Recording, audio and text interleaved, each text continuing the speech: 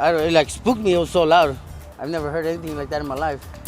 Right now on KGW, neighbors react after a food cart explodes in southeast Portland. More on the damage and the investigation into how it happened coming up in a live report. Plus. So taking Tylenol is not good. All right, I'll say it. It's not good. This is fear-mongering about autism. Doctors are reacting to President Donald Trump's announcement linking acetaminophen use while pregnant to autism. Then. Something that we continue to work toward for everybody. Every person has the right to their name. Nearly 80 years after a woman's remains were found in the Willamette River, investigators are closer than ever to learning her name. The new break in the Oak Grove Jane Doe case. And later. It's a privilege that we can protect this for future generations. 100 years and still standing, Multnomah Falls Lodge celebrates a century of memories. How this iconic spot has stood the test of time and continues to welcome millions. KGW News at noon starts right now.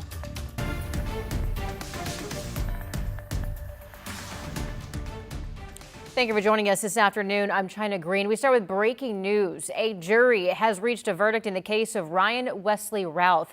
He's the man accused of trying to assassinate then presidential candidate Donald Trump on a Florida golf course last year. Routh, who represented himself, was found guilty on all charges and faces life in prison. Routh argued that he never fired a shot, but prosecutors pointed to a note that he wrote calling it an assassination attempt. NBC News has also learned that Routh tried to stab himself in the neck with a pen after the verdict was read. A reminder, if you or someone you know is struggling, help is available 24/7. You can call or text 988 to reach the National Suicide and Crisis Lifeline, which provides confidential support and resources. It was loud. For me, it was loud. I could feel my whole house shook like an earthquake. Neighbors miles away from the Springwater Food Park report hearing the boom at about 4:30 this morning.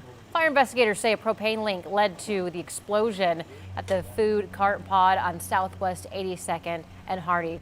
Food cart owners spent the rest of the morning assessing the damage to their carts, and Libby Dowsett is live at the site of the explosion in Southeast Portland. So Libby, what have you learned? Well, China, it has been a heartbreaking morning here at the food cart pods where owners are just seeing the damage for themselves. Portland Fire and Rescue tells us no one was hurt this morning when an accidental propane leak led to the explosion right here behind me.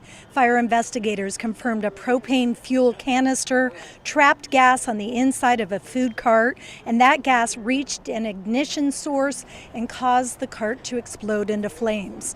They say material from that cart caused damage to other nearby carts and buildings. In all, 8 carts were damaged, 2 completely destroyed, along with damage to 2 other buildings. One of them, the Crystal Guide Shop. The blast was so powerful it forced walls to separate from the outside of the building and sent crystals, minerals, and homemade goods to the ground. We went in and I, quite frankly, had a little bit of a breakdown. Seeing it? Yeah. It's my heart and soul. I have put everything I have in my whole life into it. You know, some of these cars are just totally destroyed, and it's going to take them a while to put things back together. And some aren't coming back together. It's really sad and devastating. Very devastating for many of them. In fact, they say they just have to wait for insurance agents to contact them. And they say it's going to be a long recovery at a time that they're already struggling with the economy. China, back to you. Libby, thank you. All right, let's head over to Ron Hill now to take a look at weather. Well, the big story, of course, at noon is all of the live cameras showing us the beautiful sunshine. The one spot that had some fog this morning early was the coast, but that's pretty much burned off. You can see it's a little hazy if you push out to sea. And although it's 62 in Lincoln City, all of our modeling right now shows there will be some 70-degree temperatures along the beach. Winds are calm. This is our Snook Winds Casino Resort camera. Here's Mount Hood, just a deep blue sky. Temperatures 62, and you think, hey, that's warm. What was that? 60, 61 this morning. So timberline's actually been pretty steady, but absolutely still considered nice for this time of the year. And where are we at noon here in Portland? After being in the low 50s this morning, we're now up to 73. Seems to be a slam dunk for at least another 10 degrees yet this afternoon, which would easily put us up into the 80s. So with that said, I'm going to stick with my forecast high of 85. Records this time of the year are still well up into the 90s, but 85 considered warm for the first full day of fall, no doubt about that. And we'll be clear and 76 at 8 o'clock. It depends on where you are, by the way, China. We do have east winds that have picked up more than I was thinking. Troutdale, for example, near the gorge, seeing east winds gusting to 30. Most of us will stay in that 5 to 15 mile per hour category. Your entire 7-day forecast coming up. Thank you, Rod. All right, let's take a look at some national headlines this afternoon. President Donald Trump has canceled a scheduled meeting with Democratic leaders in Congress as a government shutdown looms. The meeting between President Trump, Senator Chuck Schumer, and Representative Hakeem Jeffries to discuss a way to keep the government funded was scheduled for Thursday. NBC News has learned from two sources that Speaker Mike Johnson and Senate Majority Leader John Thune urged the president to cancel the meeting during a phone call last night. The Secret Service says it has taken down a network of devices that could have shut down New York City's entire cell phone system. Agents found more than 300 servers and 100,000 SIM cards, along with drugs, guns, and computers during investigation into threats against U.S. officials. Investigators are now trying to determine who built that network. Broadcast group Sinclair and Nexstar say it will not air Jimmy Kimmel Tonight, even though Disney brought the show back. Instead, the two companies' ABC affiliate stations will air news programming. This follows last week's decision by Disney, Sinclair, and Nexstar to pull the show after Kimmel's comments about Charlie Kirk's murder. And those are a look at your national headlines.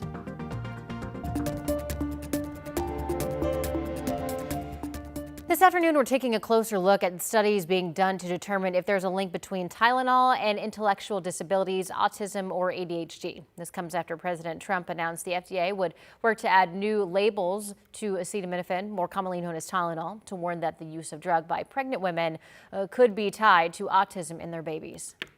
This study was done in Sweden and looked at children born in 1995 through 2019 for a total of nearly 2.5 million children.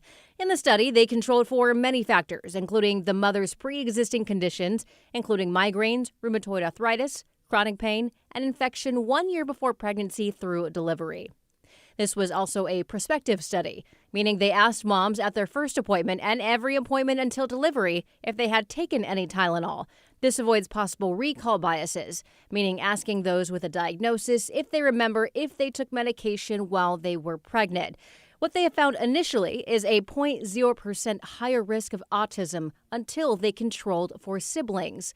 This means they looked at families who had one child with a neurodivergent disability but didn't take Tylenol, and another when they did take Tylenol. In those families, there is likely a genetic component. When sibling control was accounted for, there was no link or association between Tylenol or acetaminophen use in pregnancy and an increased risk of autism. We also spoke to a local pediatrician about this topic. Here's what he had to say. Tylenol is one of the only and one of the safest options for pain control in pregnancy, and that is an essential aspect of necessary health care. Pain and fever in pregnancy needs to be treated with Tylenol, and not treating pain and fever can lead to complications for the mother and for the baby. Yesterday, the FDA issued a press release noting that acetaminophen is the only drug approved to treat fever during pregnancy. They also noted that aspirin and ibuprofen both have well-documented adverse impacts on unborn children. Most people her age are slowing down, but 94-year-old Gwen Foley is diving headfirst into her passion. For over 4 decades, she's been teaching at adaptive swimming at Tualatin Hills Park and Recreation District, creating ripples of hope for people with disabilities. From students with ALS to children with Down syndrome, Gwen refuses to let age dictate her pace. I just love it. I mean, I get way more out of it than, it all comes back here. It's a feel good. That I feel I'm so lucky that I'm able to do it. In the pool's weightless world, Gwen helps her students do things they didn't think were possible, like 71-year-old Shanti, who has ALS, and 13-year-old Carter, who has Down syndrome. Gwen has beaten cancer 5 times and still reports for volunteer duty 6 days a week. Join Laurel Porter this evening at 5 on KGW as she shares how one woman's dedication has transformed countless lives.